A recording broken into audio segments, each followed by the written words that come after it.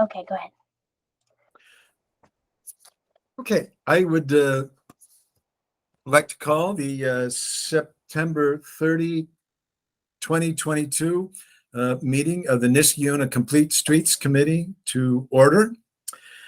It's a remote meeting. We're meeting by Zoom, so you should be able to catch us on YouTube as part of our recording if you'd like to see the meeting.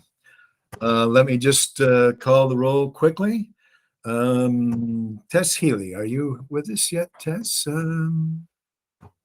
Oh, she let me know she couldn't make the meeting today. Okay. Tess is excused. Paulina Menzo, hello, Paulina. Nice to see you. Carla, I saw Carla. Hello, Carla. How are you? Carla Dougal is with us. I'm here. William Chapman, chair of the committee. Dart Strayer. Is Dart going to join us today? Do you know, Laura? He also told me he was unable to come today. Okay. Mr. Strayer is excused. Jim Levy. Hello, Jim Levy. Happy to see you. Elise, are you with us here yet? Elise Corbin? I hope Elise will be able to bust out of school and join us, so she may be a little bit late. Andrew Millsbaugh, good to see you, Andrew. How are you today? Hi, good. Good. Catherine Kuzman, is Catherine with us yet? And Ben O'Shea. Ben, see your board here. Hello, everyone. Good, Ben's with us. Okay.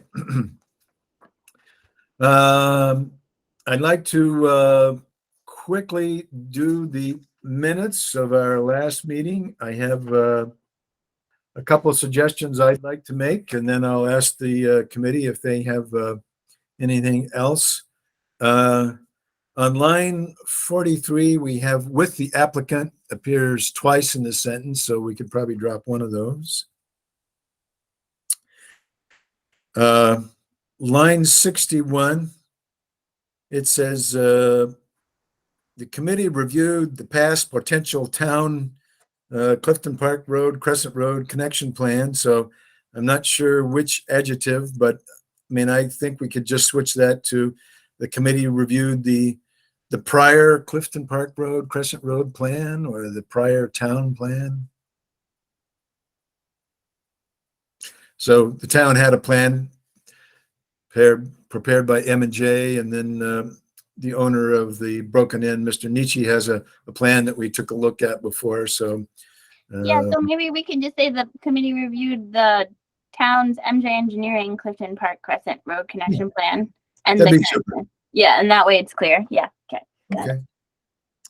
Then on line 69, we have Ms. Robertson reviewed the comments from the committee period. This included, I think it should say these included, because it refers to several items, so this goes to these. And then on line 106, the sentence on 105 reads, Ms. Dougal asked if the town had applied for the SS4A implementation grant.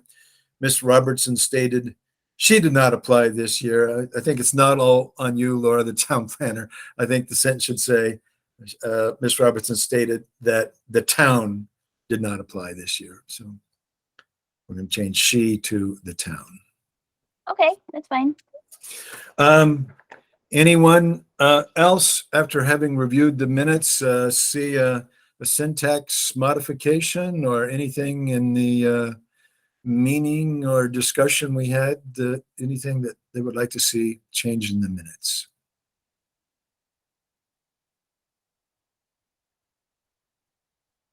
Seeing no further hands, I'd like to move adoption of the minutes for our September 2nd meeting. Looking for a second. Paulina Menzo, a second to that. And I moved and seconded. Would like to ask the committee to endorse our minutes for our September 2nd meeting, just by show of hands. All in favor? Okay. I see a majority out there, so we will adopt the minutes from our September 2nd meeting. Okay. The next thing, if you want to start us off, Laura, and thank you for setting out the diagrams, is 1747 Union, the Rosetta Market. We've seen it a couple times and offered some suggestions, and it looks like they've taken a few of our ideas. So anything further, Laura, on this? You have to turn on your mic, Laura. We can't hear you.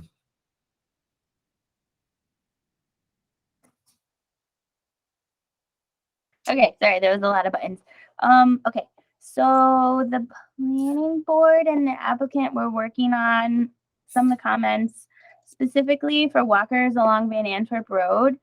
And so what they did was they tried to add some curbing so that when the walkers were walking along Van Antwerp Road, at least there would be sort of these shelter areas where it wasn't a free-for-all where cars could drive everywhere. So they proposed a 6-inch concrete curb with plantings here. Right now it's just an open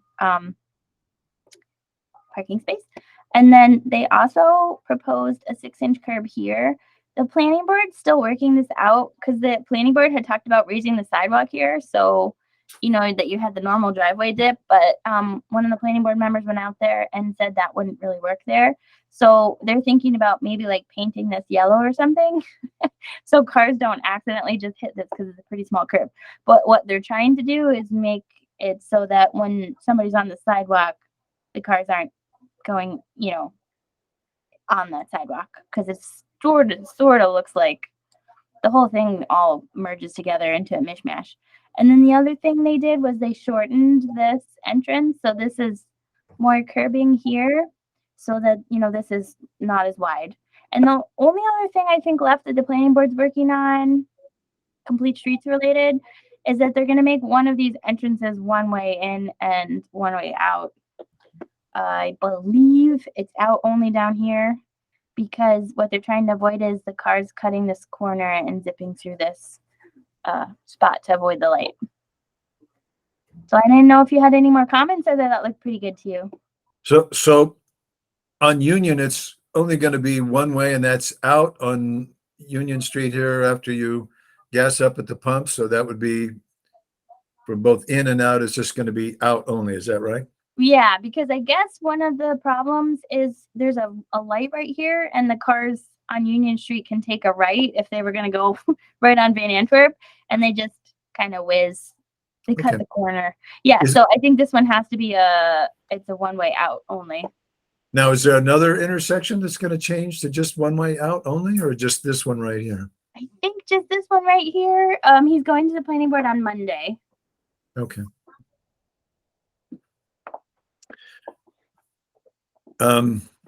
Anyone else on the committee have a further thought on the Rosetta Mart at the corner of Union and Van Antwerp?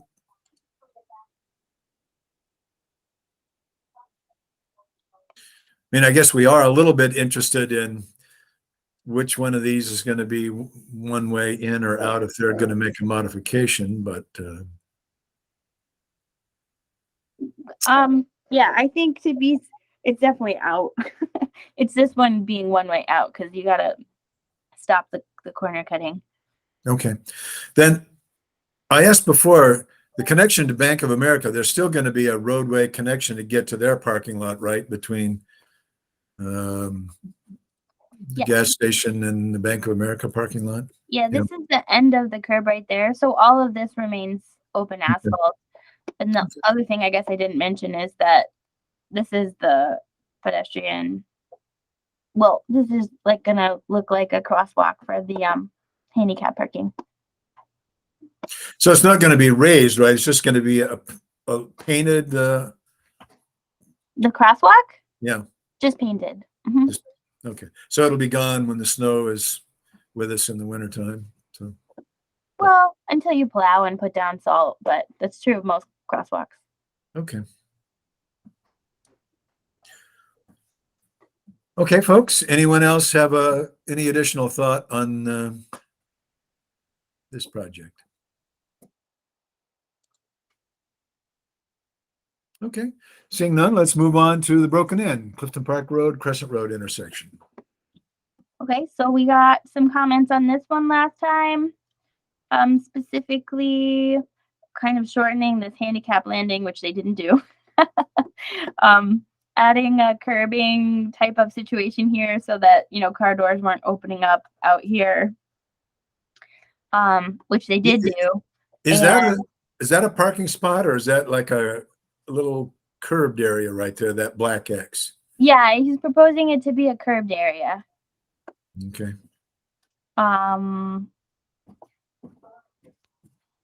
And so it ends up just being, because they didn't shift it over, it ends up just being essentially the loss of a parking spot. But I feel like the agreement was, generally speaking, that would be a terrible parking spot and quite dangerous. So you wouldn't want it to be a parking spot anyway. I think I can go back to the suggestions that we had last time. Took some of them, not all of them.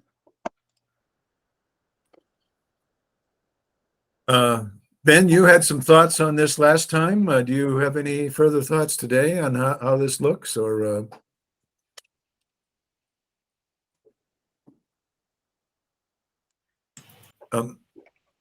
I wanted to ask, if the tractor trailers are going to back down that alley, is there enough space for them to pull on Clifton Park Road and then back down the alley to get to the co-op to take groceries down there? I mean, is there? So I don't think they did that analysis, but it's an interesting thought that we could ask for, because I don't know. Oops, if you notice on the Rosada Mart, this drawing here, do you see this kind of dotted arrow line? This is actually the truck path. So you certainly can make sure that the trucks can still turn and do their path, because that's what's on here. But there isn't a truck. They're going forward on that. They're not backing in. They don't have to back the trailer in. So here I think they would have to back down. They wouldn't be able to turn inside the corner by the co-op.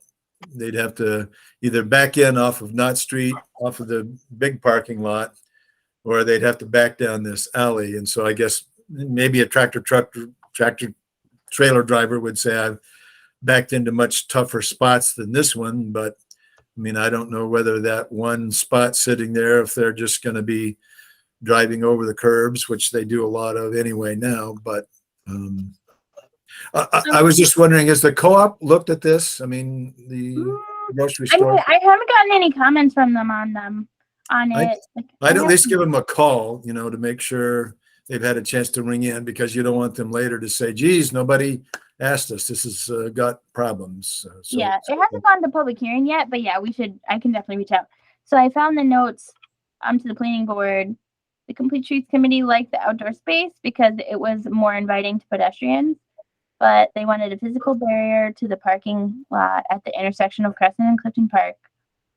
Recommended tree trimming on one side and shortening the handicap parking landing so that you'd be able to squeeze that parking barrier in without losing a parking spot. And you also thought that with tractor trailers, the curb might have to be mountable. But so that's kind of a similar question that I can bring to them on Monday, just to show how the delivery trucks, could potentially back down the alley, and then coordinating with the other businesses. Now you show this line here, and then I'll shut up and give some other folks a turn. Is the, I guess, entranceway to Crescent Road or this intersection, does it get a little wider than the line that you have here? If you trim some of that brush back, so Crescent gets to be, I mean, it's closer to being a T now with Clifton Park Road, but if you trim some of that brush, I mean, do you get some more space on the north side of the alley there where Crescent meets Clifton Park Road? You mean right here, right? Yeah, that right there, just a little bit of that tip. I mean, obviously you don't want to take too much, because I'm sure people across the street like having, green buffer, and certainly the people on the home, but that was it, like maybe, I don't know, 5 or 6 feet of that green brush there. And also, a lot of people, I mean, they sort of see the stop sign, but if they stop back where Crescent meets the alley and zoom out, I mean, should the stop sign be sitting on Clifton Park Road, so that you trim the brush and put a stop right on Clifton Park Road is when people come to that section? Mm-hmm. Yes. It's mostly grass right there. The tree line doesn't really start until this is, I think, actually the tree line right there. I guess that's my question, is do we want to encourage cars to come up Crescent Road and then kind of make the turn and then stop perpendicular to Clifton Park Road and have a stop sign sitting right there. So motorists look left and right before they move out onto Clifton Park Road, and they stop and can look north to see if any cars are coming down the street. So it would be to clear up that brush on the corner and put a stop sign on Clifton Park Road. It seems like you would need at least a yield sign there and a yield sign in the alley, because imagine cars parked in those 4 spots, especially the last one by those blue lines. This one. Imagine a car backing out there. How are they going to see a truck coming down the alley? To me, that seems like the most problematic area, especially if trucks are not slowing down or yielding because they're looking only at Crescent Road or Clifton Park Road traffic. It's also a good question, Paulina, because Gail King has repaved that corner now. So what we see, this design really should have the parking and pavement improvements that Gail King has done at that corner. This diagram should overlay what she's got there so that, you know, the planning board can see the possible traffic movements, which Paulina is kind of referring to in terms of signage and that sort of thing. Right. They're really encouraging people to park in the back now. So that's getting a lot more traffic than just trucks. Let's see, truck coming. Okay, and then update with. Yeah, the planning board should see a picture of the asphalt and how it's laid out there now, because Gail's kind of got some walkways and parking area back there and everything. So it looks different in this green triangle. It's quite different. Yeah, I think that is fair, although all that is on private property, so it wouldn't be allowed to be used by the public. But it's good to kind of see how the asphalt comes together so that whatever you're doing in the right of way is as safe as it can possibly be. Yeah, Paulina may be right that there needs to be a yield sign over here kind of in the alley. So people that back up out of those parking lots in the alley and come forward, or a truck coming forward, that, you know, gives the people that would back out of these spots by the broken in a chance for motorists to stop before they came rushing up on them. Yeah, so I walk this intersection a lot, and, you know, I think the truck traffic in and out of there is limited, but it's certainly a valid concern, and we could certainly ask for, you know, signage to be put even on the you know, the commercial properties or something to say warning, you know, oncoming traffic or something like that, in addition to any, you know, yield or stop sign there. But I guess my concern about this, and we've talked about this a number of times, and I know I missed the last meeting, so I don't want to go down a rabbit hole on this, is that we're now encouraging people to back out essentially into the intersection of Crescent and Clifton Park. And it doesn't get a ton of traffic, but I can tell you some of the cars that come through there, for the reasons they come through there, they are flying through there, and they very rarely stop for the stop sign anyway. I'm just a little concerned that we're not essentially backing cars out into the intersection for the few that essentially when they take that, they're taking it to avoid the light at Balltown. I mean, we've discussed that before. So it's not like it's a high traffic road. So that's not really the concern, but they're, you know, yeah, I don't know. It's a little awkward, I guess, in my opinion, that's all. I don't know how we fix it. I know we've talked a number of times. The county put out a proposal. I absolutely think something needs to be done there.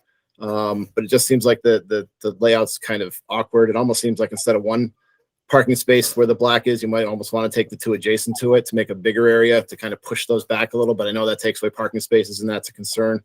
It's just a little awkward. That's all. Yeah, Jim, I agree. It's an awkward intersection. Has there been any talk about dead ending Crescent or making it one way to solve that problem? I have not heard that. I know a couple times, at least because I wanted them to look at it. It's an area that kind of needs a little additional parking. I know the town has looked at on-street parking on Crescent Road, but I haven't seen a plan or significant discussion about dead ending or one way.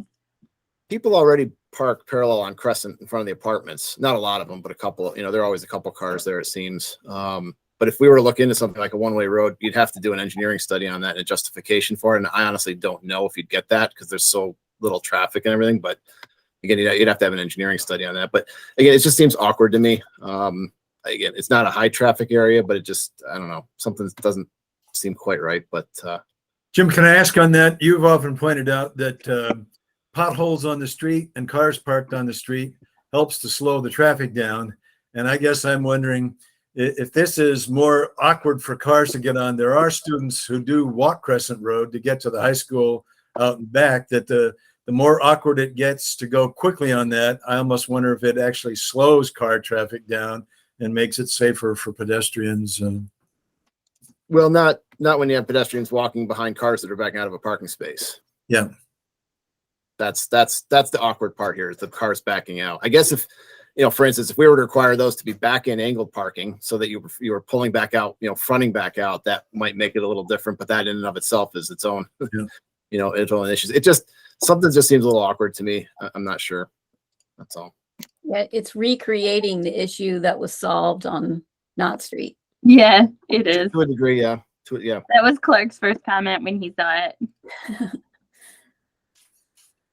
But I'm trying to find, I know we pulled them up at the last meeting. I'm trying to find the concepts that, oh, here they are, that the town came up with. But one of the things we noted, I'll bring them up here, is that, the town's plan didn't really have the outdoor space that this one has.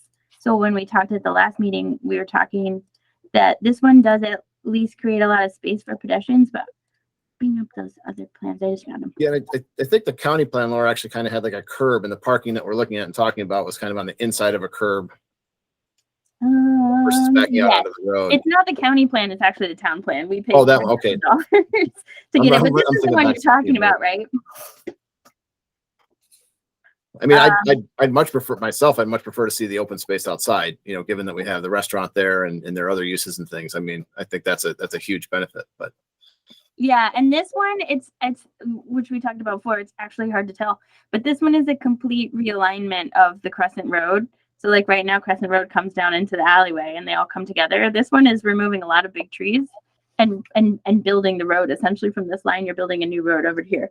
So that's how you get these parking spaces, but that's why this one is like $350,000 to $500,000 to do. But, yeah, this one has the barriers like you were talking, but it doesn't have the space for people to sit. Is the issue with that?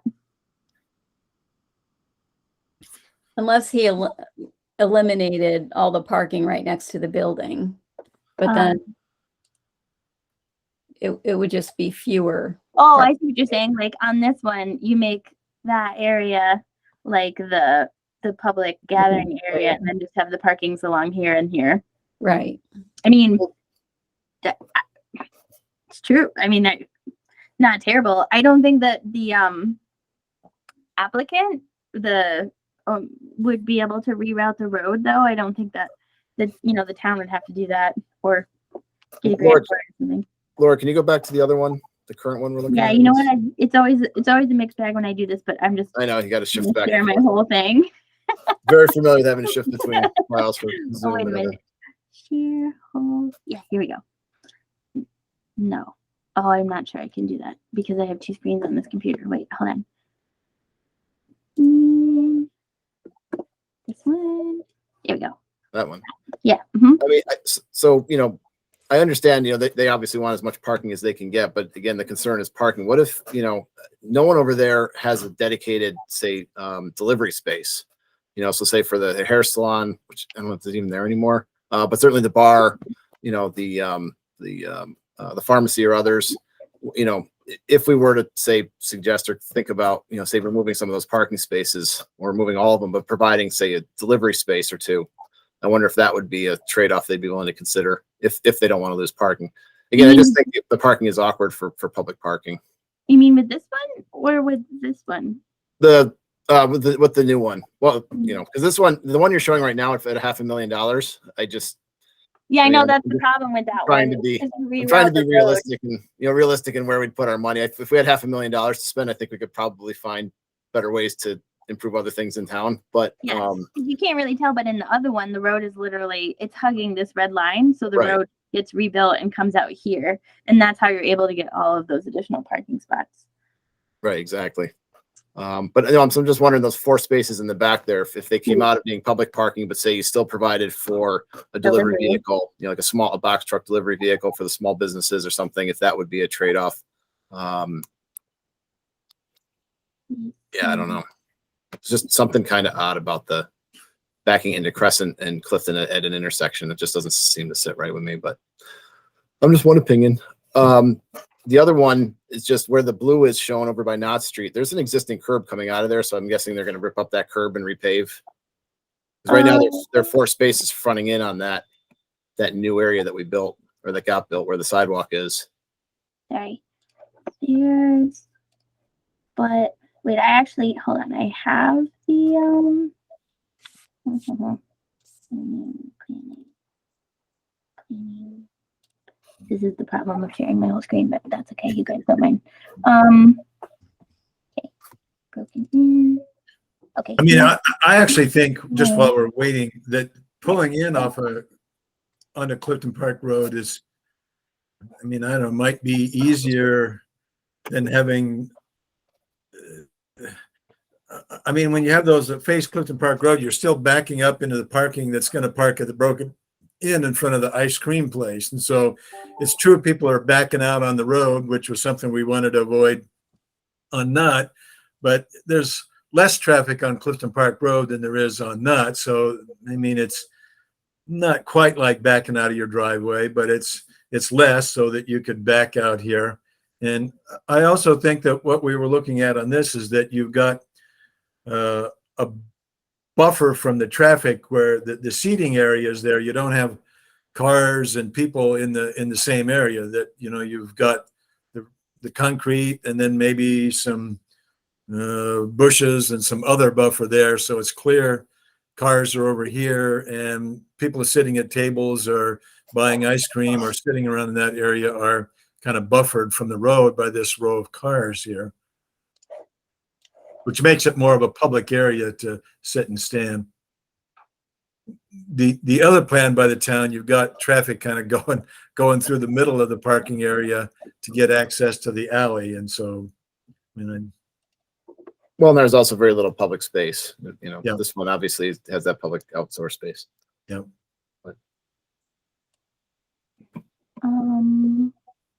Well, anyway, so I'm just pointing out. So where the blue is, there are 4 spaces where they're fronting in now. They're obviously just going to readjust that, but that will change that layout a little because the curb comes back maybe that first or second parking space for the 4 that front end. But that's not a big deal. Oh, here it is.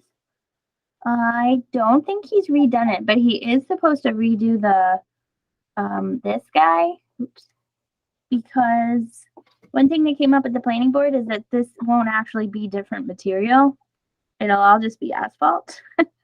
So this rendering makes it look like it's a different material with a little bit of a delineation, but it wouldn't be if he was actually going to put it in.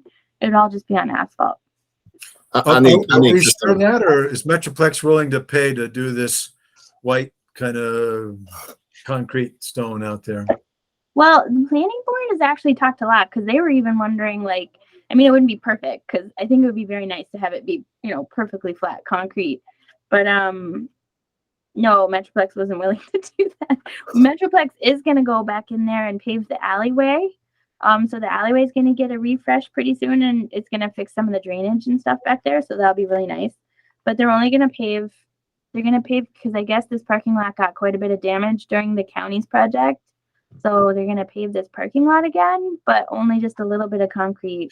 Well, let me ask. I mean, if Mr. Nietzsche at the Broken Inn is talking to Metroplex, I mean, do we know that Metroplex has definitely said, no, we're not going to help them with anything that looks like this? I mean, they invested money in the plaza. I mean, I almost think, you know, if this is something that they'd be willing to do a facade grant and Mr. Nietzsche's willing to spend a little more money to make it look nice like this, that this could still happen and it would be a nice pedestrian place.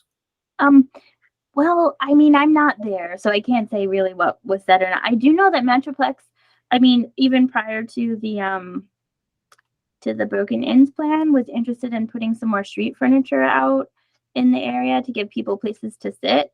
But I don't know if we talked about this at Complete Streets or not. The CAC was very concerned that in the heat of summer, that this area will get very hot, especially the people who are in the Broken Inn seating have the umbrellas, but like, you know, the people who are sitting on the other sides, they don't have any shade, and it just seems to be getting hotter and hotter in the summertime. So they were wondering if there's ways to like make it a little bit more of a refuge with some shade structures too. Well, can we put in tree pits, Laura, or is the ground no good there? I mean, if we're going to repave it, we'll rip it up? Can we preserve some areas for a couple tree pits on a corner here or there that would grow up eventually? Or I'm always voting for that. And one of the things that I had thought, and I say all the time, is this, like if we were putting a curb there, perfect place for a street tree. But I don't think that the design is progressed that far. Yeah. Okay. So for notes I have, show how the delivery trucks are backing down the alley, coordinate with the businesses, especially the co-op, because they probably have the most deliveries. Maybe come up with a sign plan, like to see the location of the stop signs, the yield signs, because we have concerns with the cars backing out of the Crescent facing spots. They won't be able to see trucks coming. Also, maybe if we can update the site with the recently paved parking, and general concern about backing cars out into the intersection because it's awkward. Maybe there's a place that we could add delivery spaces that would be a good swap in. Do we have anything else that I can add? I mean, I would just add to check with Metroplex. Are they still talking to the applicant about whether that would be concrete or what sort of material would be used outside the broken in there as part of the pedestrian area? The only other thought I might have, Laura, is just to see if MJ, and their engineers would consider back in parking. It's a small space. It might be an interesting kind of case study for the town. There is back and angle parking in other places, and you kind of have the building at an angle. So if someone comes in and essentially drives up Crescent and then backs into the space, they pull out going front, angled front out.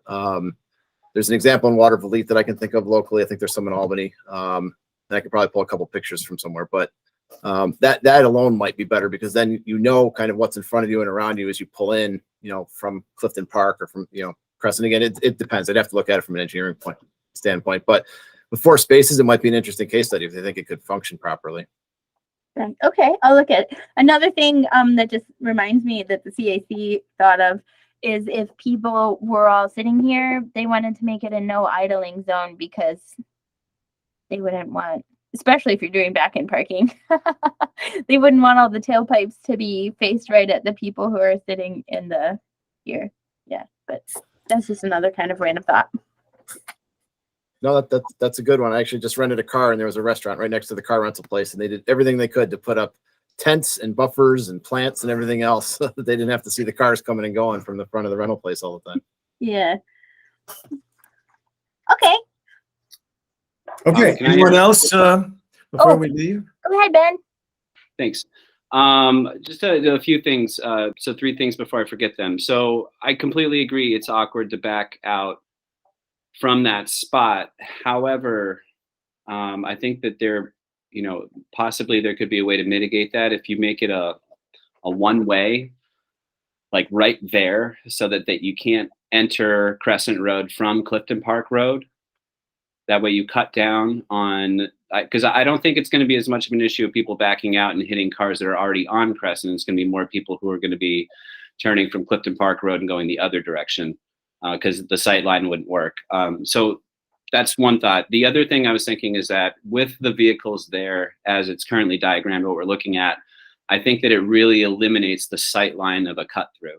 It really forces the driver who is on Crescent Road, who's trying to bypass the light at Balltown, it forces them to put their eyes to the right where the roadway goes because of the physical barrier of the vehicles. I think that's one thing to think about. I'm not totally convinced that putting a delivery zone there is going to be much different than the vehicles backing out. Of course, it would be less used because deliveries are only going to happen from certain hours and on certain days, that kind of stuff. And it's not like it's going to be all day long. But that might be one thing to think about. The other thing that I was thinking, you were just talking about like the heat in that area. I used to live in Arizona, and a lot of restaurants would have like misters out on the patio area, and it actually is extremely effective in cutting down the heat index. So if there's mist being released into the air, I don't know what a system like that costs, but I mean it seems relatively inexpensive, and that might be something perhaps that the Broken Inn themselves might be interested in investing in, because their customers are going to be out there, and there might be ice cream lines, that kind of a thing. I mean, I love trees, and I think it'd be great to get plants out there. I don't know if we're going to be able to do it without taking up a lot of space and get the kind of shade that we might be looking for. So I think that's all I had.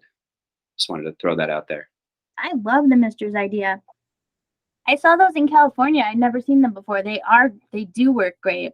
You could be 110 degrees out and it feels like it's about 80. It's really, yeah. Not bad. And they're cute. Like, you know how he's planning to string the lights? Like, at least where I was in California, they strung the Misters with the lights, and it ends up being very cute. As in attractive to customers to come there. But I am cute. I mean. Okay. Thank everyone for your thoughts on this. Any final thought on Broken Inn? I think it's great that they're willing to look at our ideas. It's really cool that they came back with a revised plan. I mean, it stinks that they took a whole parking spot for concrete. I mean, I think that can be achieved with half of a spot. But, you know, it's not my money. I'll put that in again, the shifting of the, I mean, I had it there before. I'll put it in again. Okay. I do want to point out, Laura, that Catherine joined us here about 5 minutes after we got started. So she's here. Hello, Catherine. I'm glad you could make it. Okay. Let's move on to 4 Rivers Ledge Senior Center. Okay. So these guys also listen to you. I can't remember if I showed this to you or not, but could you help us with what we need to look at, Laura? I'm sure you're going to do that. I mean, I was studying this, trying to say, what are we supposed to be looking at on this? So we wanted some outdoors area by here because this side of the senior center building on Aqueduct Park. So this is Rivers Ledge. Rivers Ledge is over by the Rexford Bridge. They don't have a near. Well, I could probably pull it up on a map, but they have a senior center building that's going in next to the apartment complex that they put in. And we asked them for better connections between the commercial building and the senior center building, more walkable space, and some outdoor seating if they could add it. So just to orient you. Could you point us to the recreation center, yeah. Laura? I'm getting good at the, I've got 2 screens to play with now. So here's the Rexford Bridge. This is kind of an old, it's an older aerial. Well, it's not terribly old, but anyway. Here's the Rexford Bridge and the traffic circle, if you guys are familiar. And then this one here is Aqueduct Road. All of this dirt is now lovely apartment buildings that are mostly done. And where we're talking is the senior building. It's going to go like right here. Oops, that did not work. You go right here. Okay, that's going to work. This is like where the senior center is going to go. Right there. And the commercial building would go over here. Oops. Over here is where the little commercial building is. We kind of, when we looked at this before, we were trying to decide how you connect the two, and we talked about maybe making a sidewalk along Aqueduct, but it's a really busy road, and we decided it would make more sense to connect the buildings to this is the Mohawk Hudson Bike Hike Trail, to connect the buildings to the bike hike trail so they could just safely walk along the bike trail and then back up to the buildings. So what the developer did was they added us. This already had a sidewalk, but I think they added more striping. So, and then they added this patio. This is a patio right here, which they said that they would put benches and stuff in. So if there's commercial space, people can come sit over here. It's along the sidewalk, and the sidewalk is connected to the bike path here. And then this was not here before. They had no connection of this building to the bike path whatsoever, but you guys caught this, and I thought it was a great catch, and I was really glad that you made that recommendation. So now they're showing a sidewalk from the multi-use path to the commercial building with a crosswalk there. I think that was most of the comments you had. I could double check, but I didn't know if you had any more. The only other thing they're doing, which I wasn't able to show you yet because they haven't finished the plans, is you see this yellow line? That's where they have to put the public sidewalk down to the Aqueduct Park. So that actually is going to be a sidewalk on Aqueduct Road. And that's because right now when you cross this is the Mohawk Hudson Bike Hike Trail. That's the bridge, that you drive under. It crosses the Mohawk Hudson Bike Hike Trail, crosses Aqueduct Road here, but you can't really get down to the park that they built, right? So you cross here, but this is all private property. And when you walk to this edge, you can kind of see there's a cliff right here. So people, they cross Aqueduct Road here, but if they wanted to go down to the docks, they're just going down on a pretty scary shoulder right here because the Aqueduct Road, they drive pretty fast and this is a curve. And the only other thing you could do is go all the way down here and then eventually they're going to make a connection down to the park. But generally speaking, if people want to go to the docks, they are not going to go all the way around like that. So one of the things the planning board required was the developer build a sidewalk from this crossing down to Aqueduct Park. But we don't have the plans for that yet. Well, Laura, I think that's great. I would love to see a sidewalk connection to the new parking lot by the roundabout, but I realize that's a whole different ballgame. The boathouse, the old boathouse building. Yeah. Mm-hmm. The old boathouse building is right on the road. There's very little room. And then you don't want to have a crosswalk there because the cars are flying down the road and it's on a curve. But no, that's great to see the sidewalk. The only thing I was going to mention, I was actually drove in there about a month ago and came back out and it's, it's already done, but it was kind of interesting. There's the equivalent of essentially a 3-rail picket fence along the bike trail. And it was interesting because when I drove up, the way that the pickets are set up, at least the way I was sitting in my car, it was like a wall. I actually couldn't see the oncoming cyclist coming toward me. Oh, yeah, these are the picket fences, I think, right so here. It goes along the path and then it actually comes up the road toward Aqueduct. But the way that the 3 pickets lined up, it essentially made the equivalent of a wall. And I slowly crept forward and sure enough, there was a cyclist coming by. But in my car, I couldn't see around the corner, which was really interesting. Do you remember which entrance you were? It was the one all the way to the west, the westmost entrance. Yeah. Okay. It's not a true picket fence. I think it's 2x4s nailed on boards, and it looks fine. But it was weird the way it just lined up. It happened to make it essentially the equivalent of a wall, and I didn't know if it was just my car and the way I was sitting, or if that's been more regular. If it is, that's something we might want to looking into for that corner. Okay, that's the first I heard it, but I'll check into it. The only sort of mitigating thing, which you probably noticed, is that the state required that this be a stop sign. Mm-hmm. So cars do not have the right of way here. The bikes do. Right. Not that means that it's any safer, because cars, don't always listen to stop signs. But technically, the cars are supposed to stop on both sides every time they drive this road. Yeah. So like I say, it might have just been mine. It's just weird. I know I look for these kinds of things, but Mm-hmm. it's what I do. But I'll make a note of I don't know, if that. you're out there someday, just drive through it and see if it's just you. Like I say, it might have just been the height of my car and the way I was sitting, but it was awkward. It was weird. Well, I'm sure it's not super unusual. Yeah. But it was great to see it done. I mean, the trail runs through and there are people using it and, it's great. It's all connected up and. Yeah.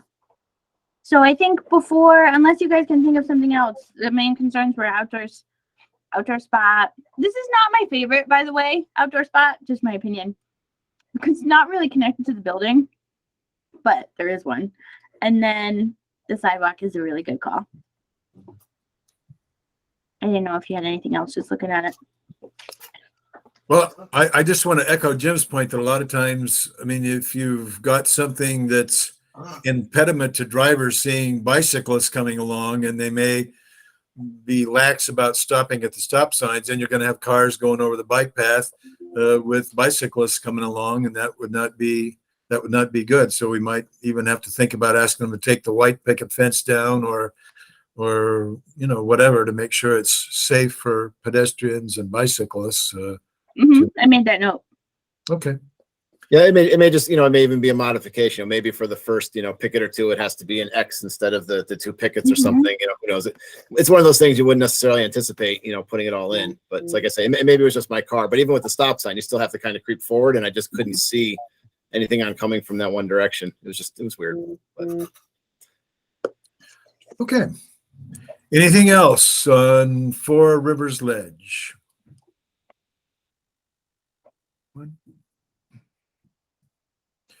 Okay, let's move on to 1502 Balltown Road. Stewart's.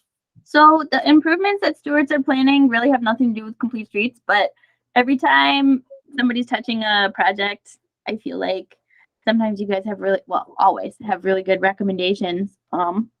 Stewart's is just putting a freezer on the backside of its property, but if we know of something, like, I mean, you don't have to do it today, but like, I think the striping here, it might be getting old. Like redoing the crosswalk and stuff like that would probably, be a recommendation. If we know of any other things that haven't worked with the site that could, be incorporated into the addition. I walk that area fairly regularly, and I mean, this isn't great, but it's not terrible either. The only thing I could think of was striping, but I don't know if you guys know of anything over there. Certainly the striping. I mean, that whole in and out onto Knott Street extension is like a free for all. Most people don't actually go out the out arrow; they go out the in arrow because they need to make the swing if they're going to take a right.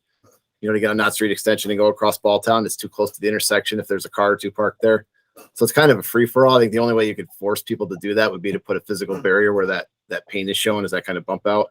I don't know if they're going to do that. And it's a wide crossing for pedestrians to go across there with all those cars coming in and out as a free for all, but I don't know what we can do or, recommend if they're just putting a freezer in. But if the whole site was going to be redone, we might consider other ways of laying out the site. But I know they just rebuilt what was there.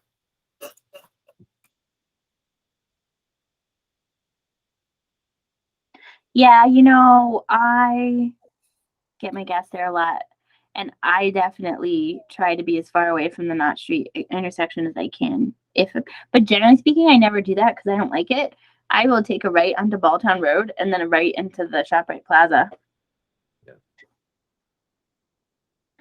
Yeah.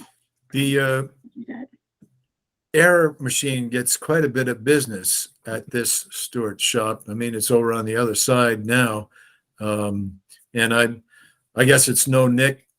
I mean, you wouldn't really be able to park at 5, right? Because it's going to be open for people that just want to pull their car in and reinflate their tires. So, I mean, it's actually an air station now as opposed to a parking lot. And as a matter of fact, somebody kind of miffed if you go there to get air in your tires and somebody's parked in front of the air machine, but they're not getting any air. They're getting some milkshakes and stuff on the inside. I mean, I would almost think that should be not a spot, just clearly for motorists to pull in and out to reinflate their tires.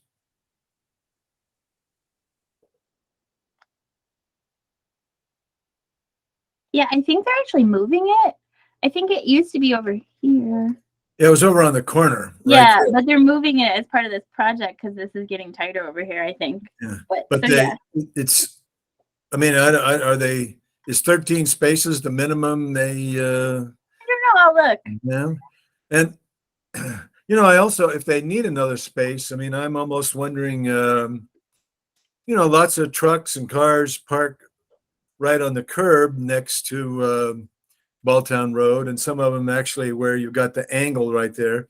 You get people that park there. I mean, you can fit a car in or even a truck, and there's still room for motorists to get in and out. So even if you lost 5 as a parking spot, I mean, you could even put 2 angled spots, right? In the corner there, that angle line or something, if you had to, meet the minimum. But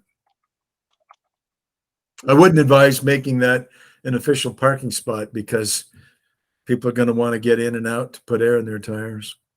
Okay, I put that. I mean, I don't know if the 13 is required, but I put that as a note. And also definitely need new striping and that it's a wide pedestrian crossing. While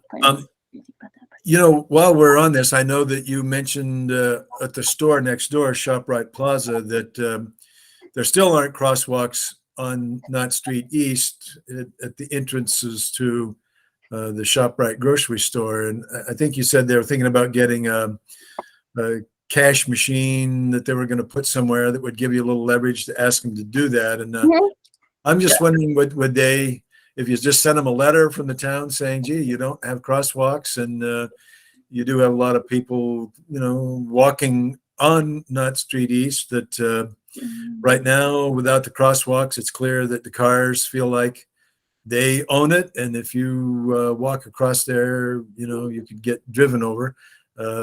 So we should still, I mean, they might just do it to be kind to their customers, so we should ask anyway. And that's the shop, right?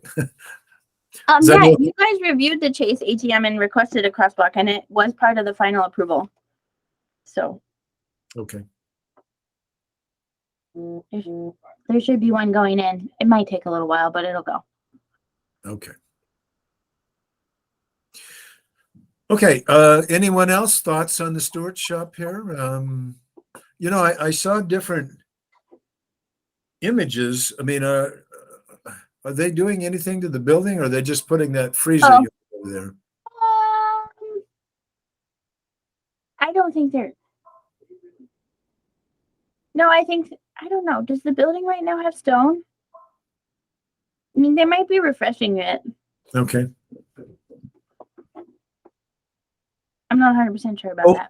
Also, are they moving the parking next to the north side? Are they removing some of that grass and moving the parking spots further to the north there? Or no, that's no, the it's same. the same. Okay. Yeah.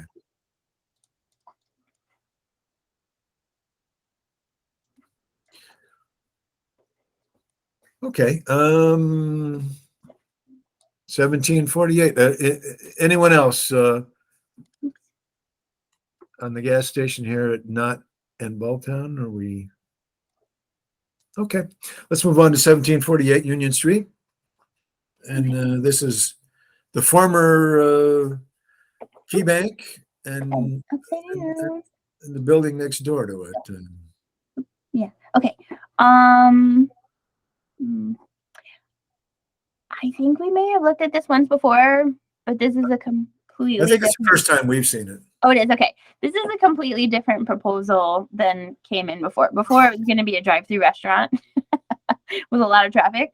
But that got nixed. So this I don't know if you guys know this that well. This is like, do you see like this building over here is actually in the city of Schenectady. That's why my GIS stops. And then this one is in the town of Niskayuna.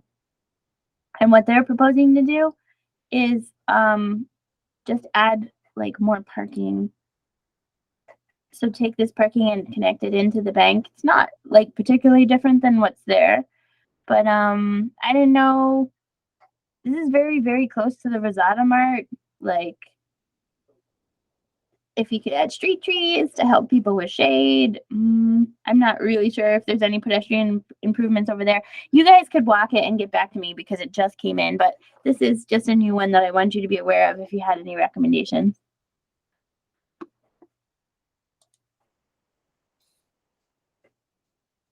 Would we ever consider a crosswalk at Van Antwerp going over to Union? I mean, since there's one down at the corner of Palmer and Union, but there are folks that do cross over to Van Antwerp, kind of along that intersection there. So maybe it's not a good spot for a crosswalk, but there are some pedestrians there, I guess. So, can I ask this? This business is not changing a use, the one that's in Niskayuna, right? In other words, is it commercial on the first floor, apartment on the second? Is that what it is now? In other words, is this restaurant just getting additional parking back here that's 14 through 23?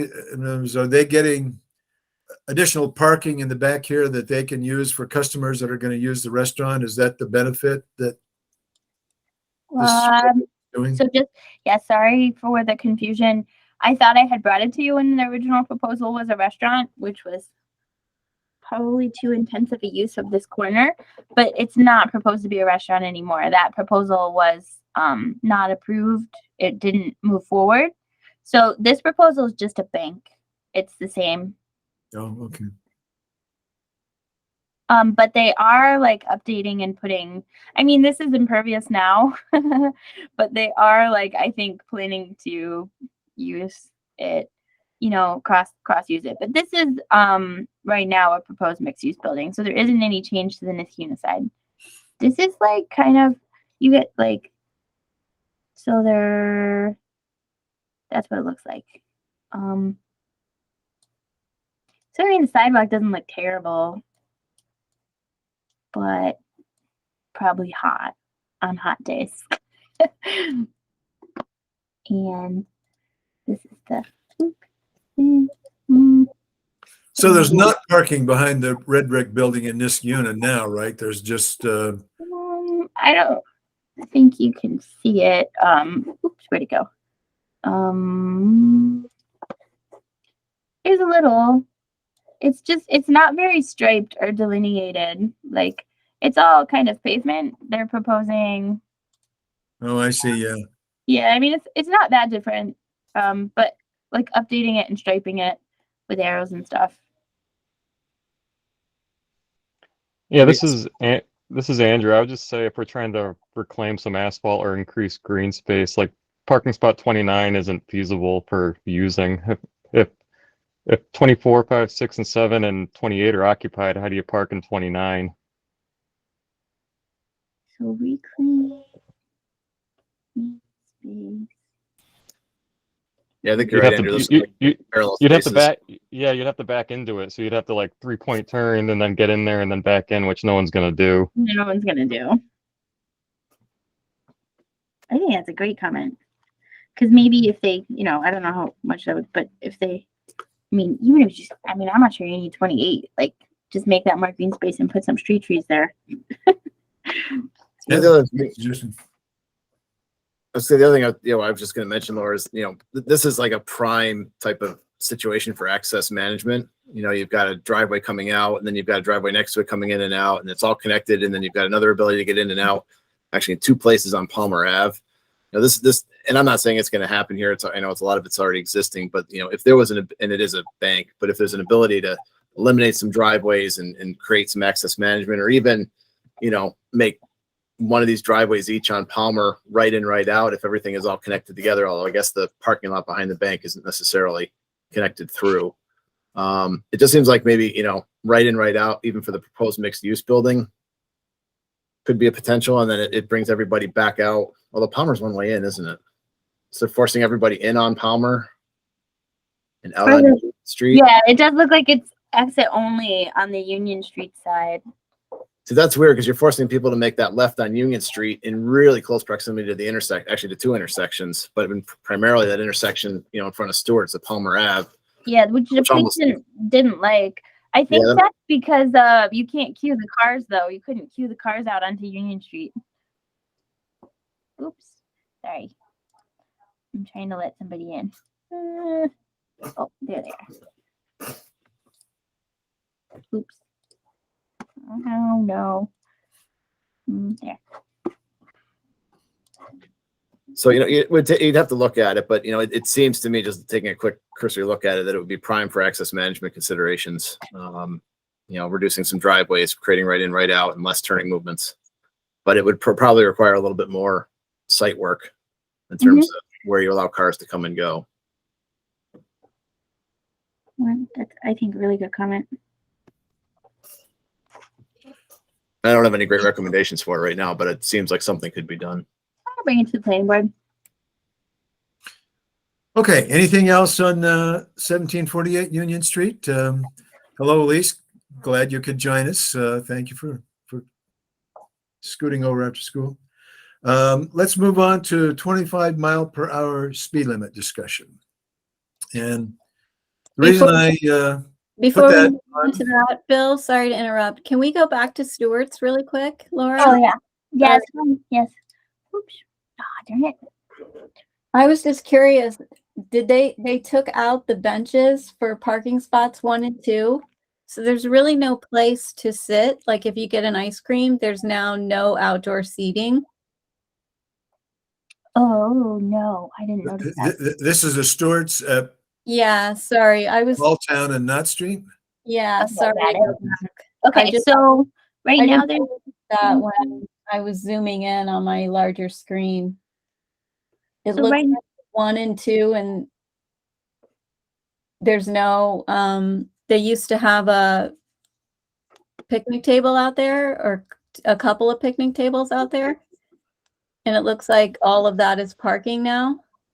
In the hatched area, is that where the picnic tables were? Yeah. That's not changing in terms of the layout. Yeah, I think it's like that now currently. Yeah, they do have one picnic table kind of in the back corner there next to the ShopRite Plaza where I think the employees go. Yeah, they do. But I just think see they a lot do of- have two picnic tables in the hatched area over next to Nut Street. I think there are two tables there. It might be. So that's what I was asking. So parking spots 1 and 2, are those not really parking spots then? Are those still picnic tables? No, those spots are currently there. Yeah, they I think exist. those are both handicapped. And then I think the hatched area is a couple of picnic tables. Those two spots do exist. Although I don't know that I've ever seen a car parked in the handicap spots, but I guess they're there. Well, I feel like it's a good comment to make sure that they're not removing any picnic tables or seating areas, or if they are, they relocate them so that people have. It's a tight Stewart's, but you definitely need some benches and outdoor places for people. So, Laura, a long time ago, we talked about that unused green space that I actually think belongs to ShopRite Plaza adjacent to us, and how we could utilize that because people do go down there for ice creams. It looks like Stewart's may have a little bit of that green area next to the parking lot on the north side before the hill kind of dips down. And honestly, I know there might be some tables over in that parking area, but it'd be nicer to kind of see them lined up under the couple trees up on the grass there where it's a little more. Yeah, there are people that take their Yep. ice cream cones and sit on that Oh, yeah. grass up there. So we should ask Stewart's if they'd be willing to do it, to put a couple of There's picnic never tables in enough that room grass up there. Like even those little picnic tables, one person's on there or a couple of friends. Zoe goes up there with her friends all the time, and there's never enough space to go sit, and they just sit on the curb. Yeah, Cars that's come a going. really good point. Let's have So even additional tables would be good, not Yeah. just keeping the ones that are there, but putting additional ones in, and it would be to their benefit because there are a ton of kids who go there and get ice cream and snacks and whatever. But Right. I think putting them on the grass, if that'll work, and I think there's enough room before the hill drops there. A couple tables there, even though it's right next to the parking, would be nicer than sitting in the parking lot. Exactly. Great. Thanks for going back. I appreciate it. No, that's a really good comment. I'll add that right in there.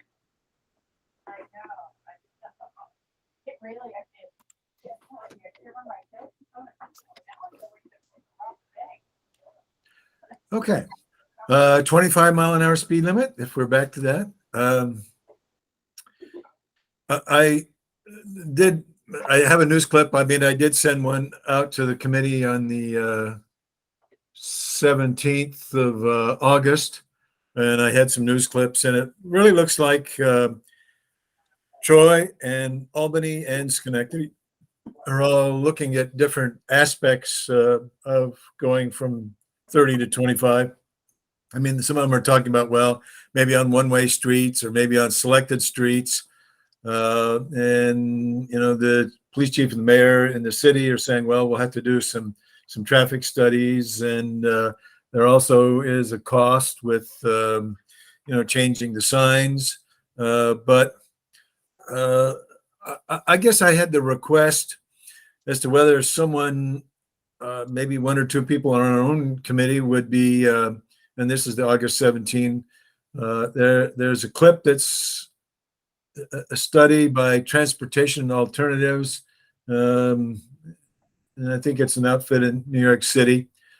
But a couple of conclusions. One, that after New York City lowered its speed limit to 25 miles per hour, traffic fatalities fell by more than 22%, and pedestrian fatalities fell by more than 25%.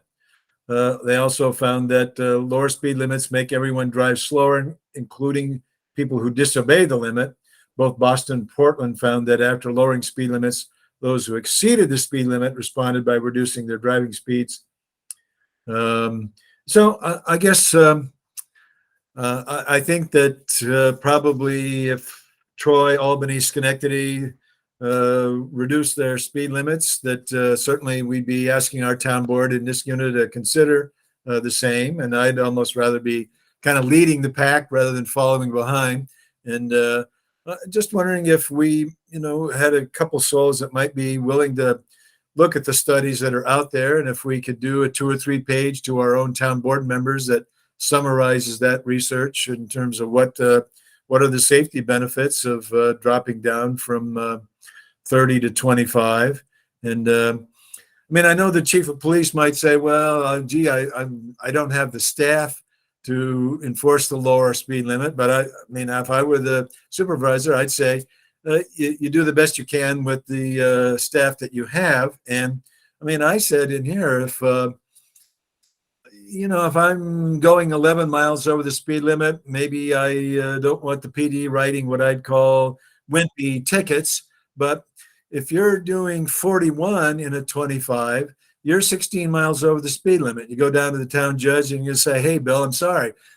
16 miles is way too fast to be going over the speed limit. So you get your ticket. And so I think it almost gives the police another tool to write tickets that, people want to see. And, I know police don't want to not have friends in Niskayuna by writing tickets, but I think this is a good idea. I think if we can say that the safety features have been documented by a lot of studies, and, we should just plan on doing this. And Jim Levy. Oh, I hate to be the one who always has to burst bubble on this stuff, but it's what I do for my profession. So when this law was originally being put together, everyone assumed that it was going to be put together so that all municipalities would have the right to reduce their speed limits. Based on what Cornell Local Roads has said, whoops, where'd it go?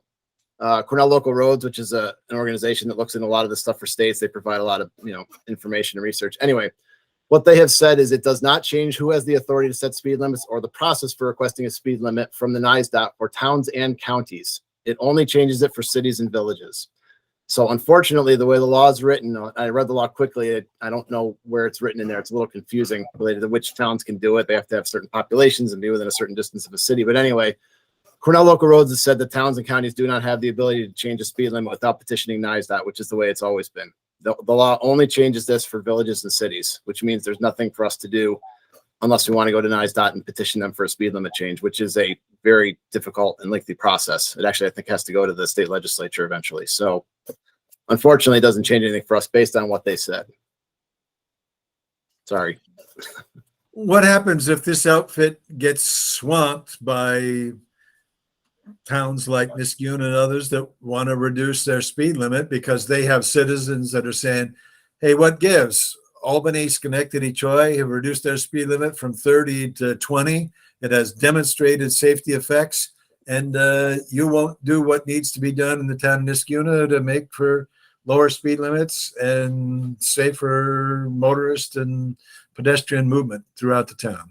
Well, there are two options that I guess have been kind of the same as they've always been. We can petition Neistat, or we can petition our elected officials to change the law to allow the town and county to do it. And the thing about it is, if you think about Niskayuna, there's so many county roads in this town that, honestly probably need this as much as the town roads, that for us, the county not being able to do it is maybe as problematic as the town not being able to. But that's what Cornell Local Roads has said. And that's Could you share that with us, Jim? Send it out to the committee. Oh yeah, absolutely. I'll send you the link. Yep, it's online. They have a whole kind of Q&A about their read of the law. Well, let me just kick it out to the committee. What do folks think? Jim saying it's uphill to get legislation for the town to change. Do we want to try to, make recommendations to the town board that they explore this, or do we have other fish to fry? I'm curious. Are there examples of local towns, or for lack of a better term, other organizations like us that have gone through the process and been successful? Because I see certain areas, like I know the town of Ballston Lake or the town of Ballston doesn't have 60,000 people, and for some reason they have a 25-mile-an-hour speed limit on East Lake Road. I don't know if that's something they just did. I've seen it in other places. I'm not saying we should just do it. That's definitely not what I'm saying. I'm just curious if there is another route, because I doubt that Boston did that. Okay.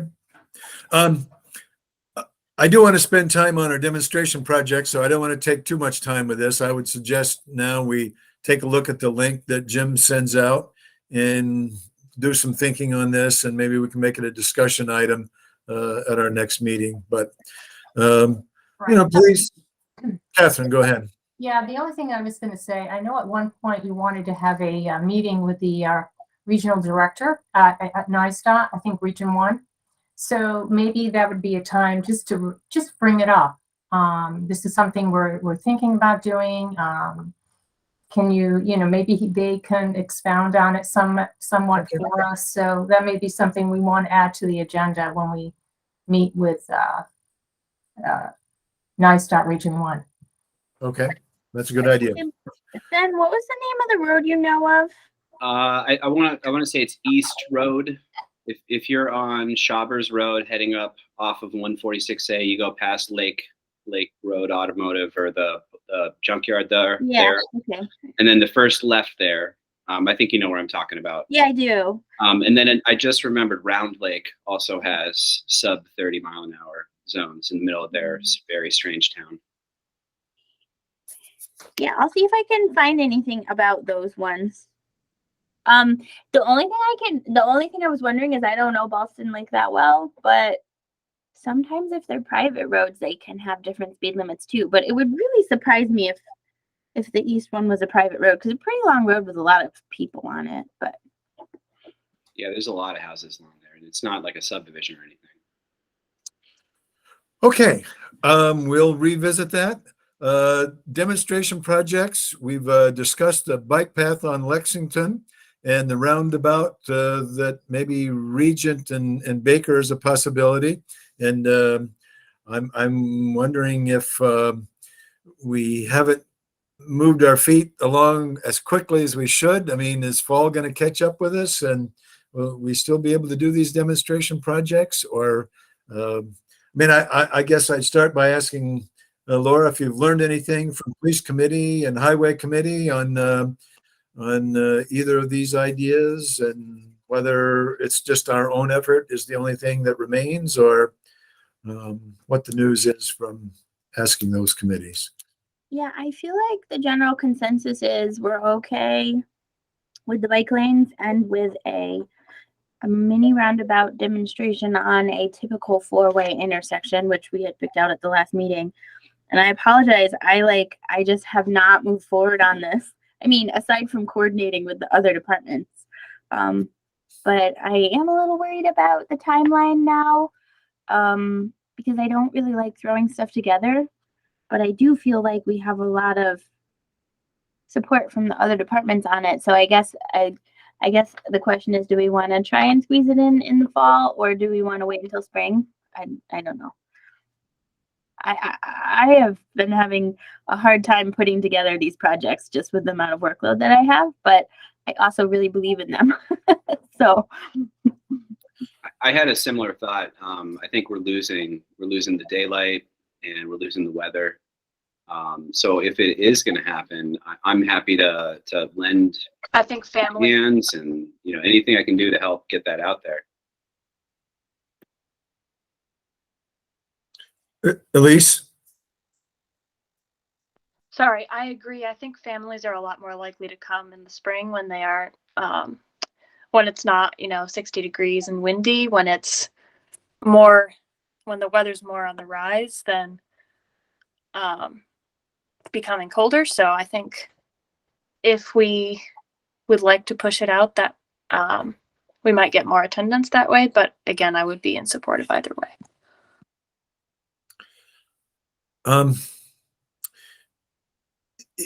If we did the bike lanes on Lexington, would we just have to speak to the residents, make sure we've got 70% that are okay, and just paint them, and then I don't know, use a neighborhood email or whatever to say, look, we've done some bike lanes, why don't you write them and see what you think? And we might not have to have a bike festival to join this. We'd just paint the lanes. We'd ask folks to bike ride on them and give them a try. And I mean, I don't know. I'd have to see what people feel like on the roundabout, and how strongly we are for trying a traffic calming measure.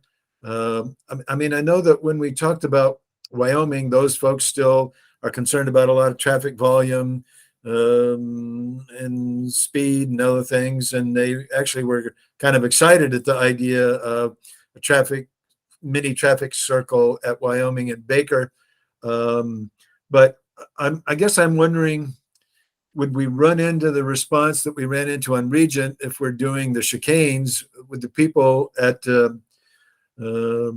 Regent and Baker be saying, where's the problem that you're trying to fix here by putting a mini traffic circle in here?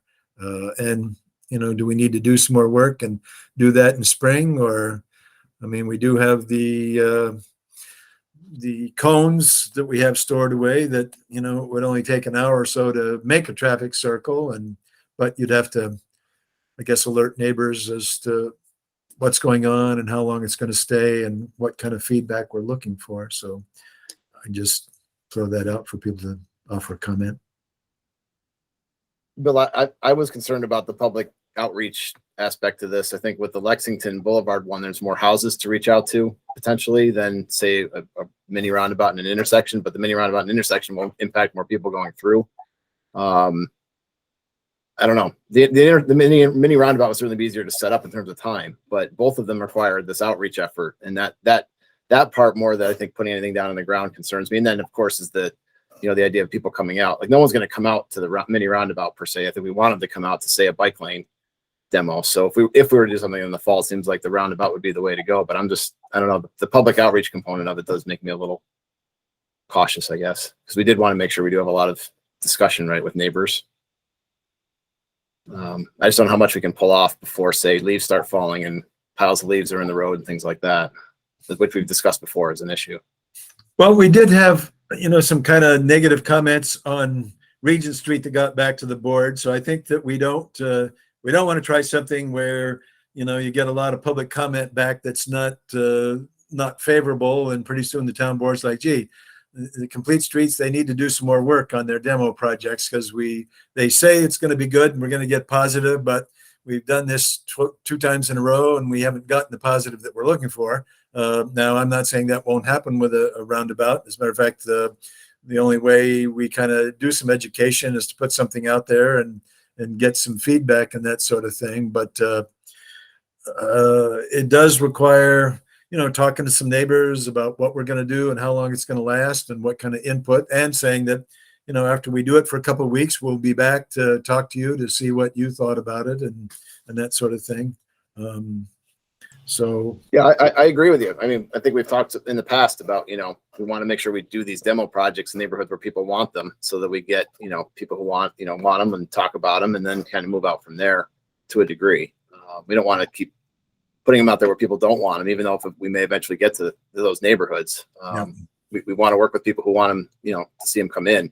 So we need to get that, you know, we need to get that push behind us, like we got from the last event we had. We got 200 and some odd surveys, and everyone's saying you need to do all this, right? But then when we go out and do it, not everybody necessarily wants it right in front of their house, you know. So we do have to be selective and think about exactly what we want to do where. So I agree with you. Sure. I just had a thought. I don't really know, like, the structure of this committee, and then you know, if you have little subcommittees for the different projects and initiatives. Something like this seems like it needs, you know, 2, maybe 3 people who are passionate about the topic, that live in the neighborhood that we're targeting, that, you know, or in the area, that can speak to, you know, the perceived value in implementing a traffic calming measure like this. And then come up with a plan, come up with a succinct handout, you know, to give people to leave with people if they wanted it. But so the message was like crystal clear as to why we're doing it, and what it would look like in finished form. I think that's really important. I think as a resident of Regent Street, and I've spoken to this a little bit before about, like, when the chicanes went in, like, you know, living a block and a half down, I might not have been in the target area of any outreach, but just like navigating it and not knowing anything about it, and all of a sudden it was there.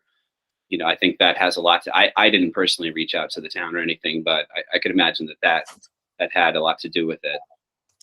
So I'm that being said, I'm willing to volunteer myself to, work on this and to do some community outreach. If we do want to move ahead with it, I'm not just going to start talking to people, but if I have another person or two other people that want to do that, I think that that'd be effective, because we're going to be here in October and a month will have gone by, and then we're going to be talking about how the plows are going to start coming through and knocking down our demonstration. So. Okay. Well, Or like as a hybrid, like maybe it's worth doing the outreach and walking around and talking to some neighbors with some of the mock-up plans that we have for both things, and just sort of taking a temperature of the neighborhood in the fall, and then we'll have talked to them. It's, they think about it, and then we come back in the spring, touch bases with them again, and then do it too. I don't know. I love these projects. I am just really concerned about being able to dedicate like staff time and stuff to it right now. Yeah, and that's exactly what I mean, is that, if there are a handful of us that are passionate about doing this, then, we should probably meet sooner than next month. well, actually, that model, Laura, I mean, people on the committee now that got a little time and are energized, we certainly could walk the 2 blocks of Lexington, show the diagram we have, talk to the neighbors and say, we had hoped to do this summer. We didn't get to it, but what are your thoughts about this? I mean, if we get 70 or 80% of the people that now say that's a good idea, we could do that, then in some sense, we'd hope they'd still be there next spring when we come out, and we'd want to, paint the road and have people use it in the warm weather in April or May or sometime. And the same with the roundabout. We could have a picture of what one really looks like, and we could walk a couple blocks of Baker either way from Regent, or and the same with the Regent, a couple blocks either way, or 3 blocks either direction. And we'd have a little write-up that we'd leave behind saying, these roundabouts are traffic calming things. We'd like to try one. We'd like to try one at this intersection. I mean, would you come and burn my house down if I suggested this to the town board?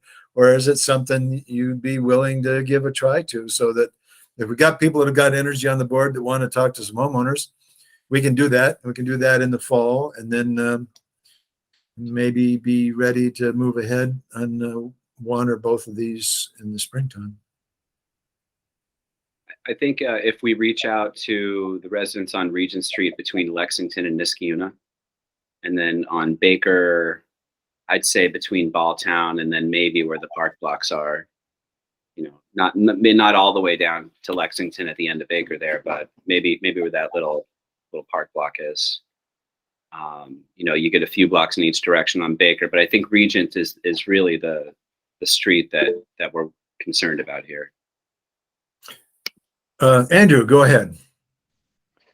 Yeah, I didn't attend the last month's meeting where I know the Wyoming intersection was thrown out for the roundabout. Since then, I did read some of the DOT and highway guidance on mini roundabouts, and I'd be willing to put some time into screening intersections. I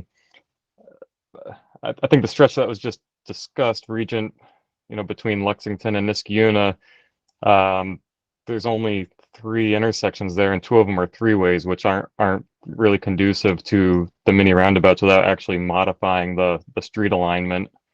Because you end up with a one direction that doesn't have to change direction unless you actually change the right of way of the road going into the property across from the 3-way.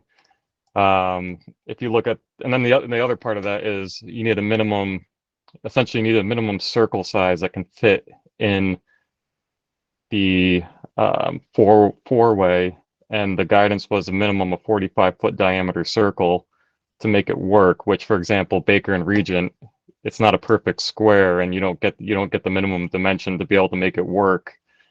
if you go up Baker to Clifton Park and Baker, there's a nice square intersection, four-way, perfectly perpendicular that might be really good for a simple mini roundabout to be installed, and to work, clearly and properly with incoming traffic not being confused or anything like that. But there may be some screening that has to get done to, aside from places that want it, to ones that could actually work for a demonstration project where we don't actually have to modify the roadway, where all we have to do is put in the circle, if that makes sense.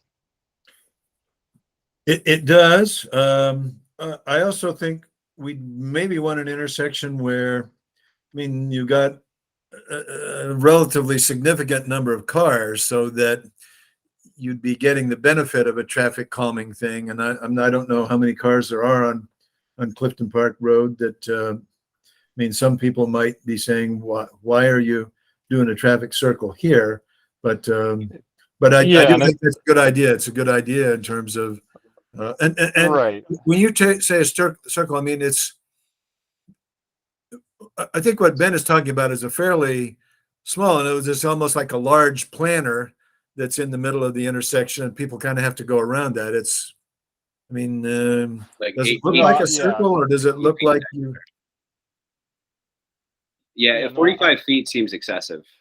No, that would be the outside of the driving lane. So you're gonna make a traffic circle, a mini traffic circle. You're gonna have your inside, and for these mini roundabouts, they don't recommend like planters, because fire trucks, large trucks have to drive over the mini roundabout. They're recommending mountable, low profile mountable mini roundabout obstructions that cars will go around, but bigger vehicles will drive right over to make it through the intersections.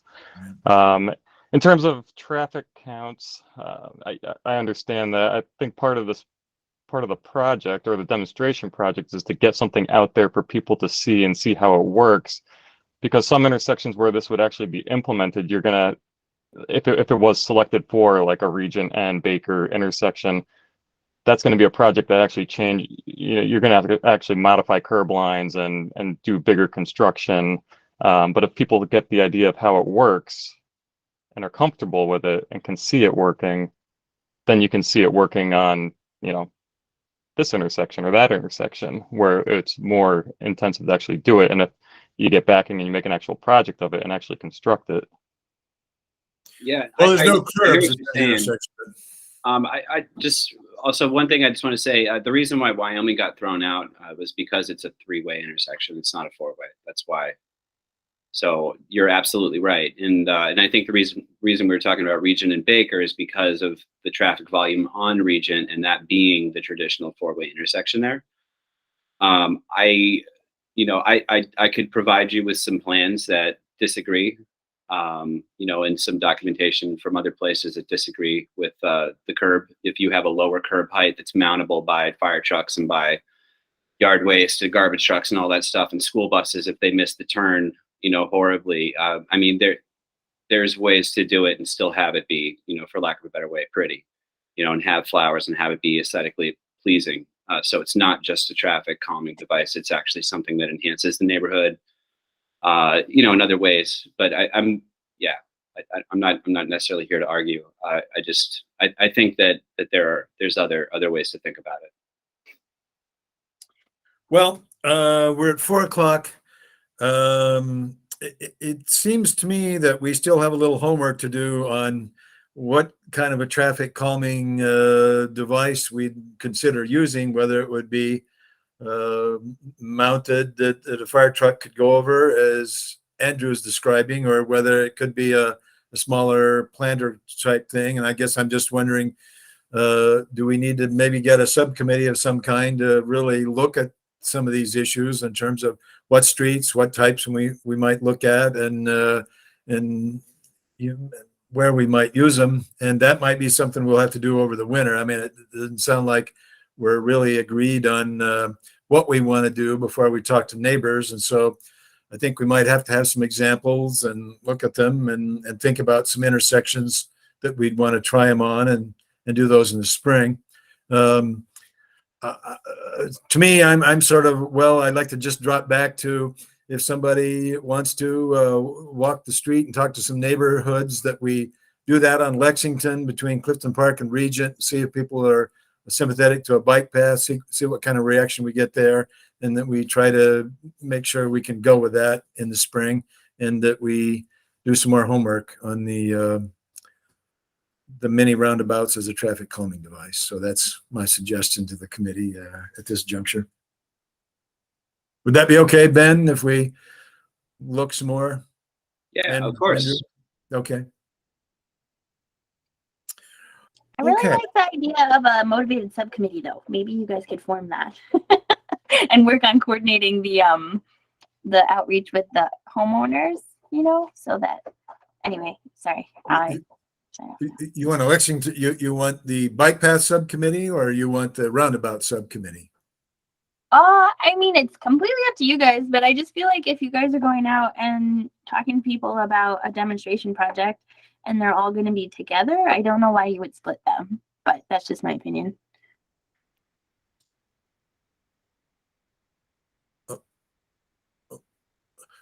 I guess I'm confused. I mean, if I've got a couple volunteers, I mean, I've spent a lifetime knocking on doors and talking to people. I know. So I'm happy to do that if somebody else wants to volunteer to do that and just see what they say. And I mean, I'd say another subcommittee maybe on the roundabouts. It's just going to look at what intersections, what type we ought to use, and what we'd want to suggest. And kind of don't have to be the same folks if people have thoughts on that. So. Well, anyway, let me say, Ben, are you and Andrew both willing to serve on the subcommittee to look at roundabouts? Yeah, I'd be happy to. Okay. Yep, Andrew, I would. Okay, so Yep. There's two, Laura. And anybody else interested in roundabouts that would like to chip in a thought on that, being on that committee? Roundabouts? I'd like to be kept in the loop. I don't know how much I can do like this fall. I'm pretty maxed out, but definitely keep me in the loop because I can help with doing some research or throwing together a quick rendering like I've done in the past or something if that's helpful. Okay. Well, we'll add Jim Levy to that list, and I'm happy to take the lead on talking to the residents on Lexington Parkway. And so, if somebody else wants to knock on a couple of doors with me, you can send me an email or let me know, and we'll do it. And I do want to just take 60 seconds more to say, and if you have to go, Laura, I will forgive you.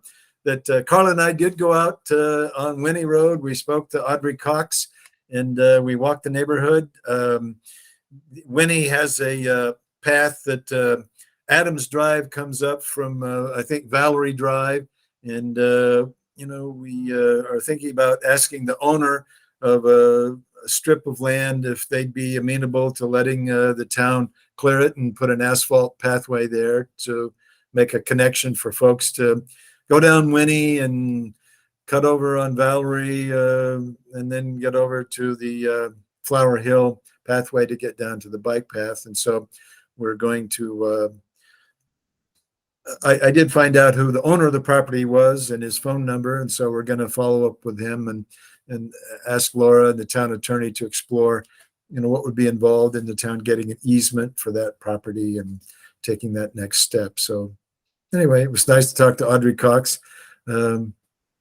She's got more stories than me, so you can imagine how much fun that was. But one of the other things that Carla and I also noticed was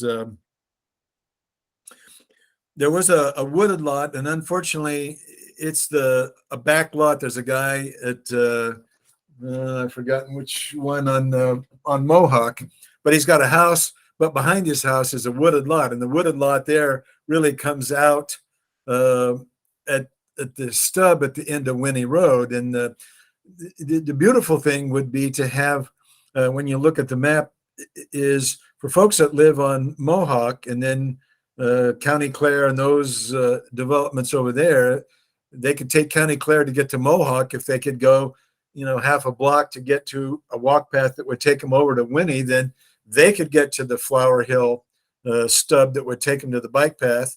Now, I mean, you'd get there going down Mohawk to Rosendale Road, but, it's a busy road and there's no shoulder and that sort of thing. And so this would be if we could find a connecting pathway, it would open up several neighborhoods to get over to be able to use the Flower Hill connection to get down to the bike path, and that would be a good thing. So we're going to work on that. But anyway, I'll put the email together and send it out to you. And we did have a lot of support on Winnie Road for a walk path, bike path connection, and half of Adams Drive is already paved. It's a road that goes up to a pump station for the town. So we're just talking about getting, I don't know, maybe 20 yards or something like that at the end of Winnie Road down to Adams Drive to take it. So we're going to keep working on that. And also SS4A, obviously the town didn't apply for the grant, but Ben mentioned that, we need to look at the spreadsheet with different roads.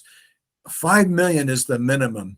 And so in 2023, we want to apply for a grant. Hopefully we won't have to do the security part of it because we're going to rely on CDTC, but we've got to decide, hey, if we're going to submit a grant, we want to submit for $5 million. If we want to ask the town board to be prepared to get a grant for the town's million or to borrow a mill, you can do a lot of work for $6 million. And we want to look through the things, Rosendale Road, town roads, whatever. And we want to be prepared to say when the town board is ready to do something, here's the streets that we think we should borrow the money and do the work on to do safe streets. If we're focused on schools, then, we need to pick the roads. We need to do some work on how much it's going to cost and be ready to get the town board to start thinking about those early on so that we're working on our grant and we're got it done in plenty of time to submit. So anyway, we'll do some more thinking on that. So anyway, motion to adjourn, and I thank you all for really quick, Bill, before we adjourn. If anyone hasn't driven River Road, the new crossing is in across River Road to Blatnick Park. They tore out the old one, so the new one's in. The signs are in, although I don't think their beacons are activated yet. And then obviously the connection from Windsor Drive coming through the development, even though it's under construction, is all in there. So now you can get from Windsor Drive, that whole development and kind of the old Niskuna part of town, over to Blatnick without having to go down River Road more directly, which is great. So Good. go out and That's check great. it out if you haven't driven by. Okay. Thank you. Thank you all. Thanks for coming today, and we'll see you at the next meeting. Thanks, Bill. Thanks, everyone. Okay. Bye. Bye-bye.